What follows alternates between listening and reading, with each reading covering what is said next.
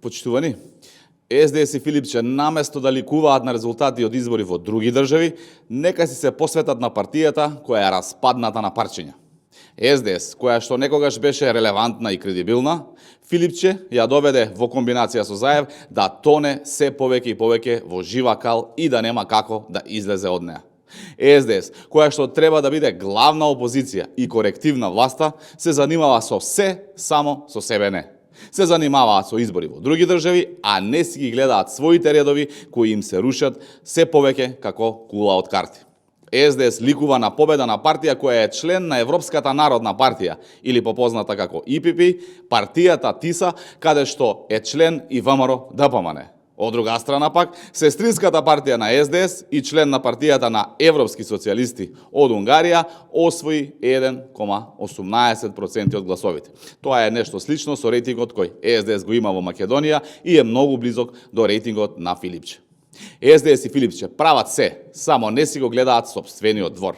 Наместо да се дистанцираат од политиките на аболицираниот криминалец Зоран Заев, кои ги доведоа до оваа дередже, тие продолжуваат по неговите стапки и го величаат како да е најголем светец. Ако СДС продолжи да се однесува вака, им се заканува бришење од политичката сцена. Воедно, ВМРО ДПМН ја честита победата на партијата ТИСА и господинот Петер Маџар, со кој очекуваме да ја продолжиме нашата билатерална соработка и на државно ниво да работиме на нашата интеграција во Европската Унија. Ви благодарам. Повелете со прашања.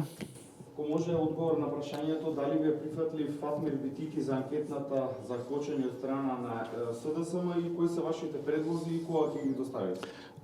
Благодарам за прашањето. Најпрви нас воопшто не ни се битни предлозите како имиња и презимиња, она кое што нас не е битно е да дојдеме до фактите и вистината за како се запалила модуларната болница во Тетово, за несреќите Бесатранс, Дурмотурс, како институциите не постапувале, за трагедијата во Кочани. Тоа е она кое што е суштинско. Нашите предлози се готови. Чекаме да заврши со работа постојаната анкетна комисија за човековите права и веднаш потоа ќе ги доставиме тие предлози.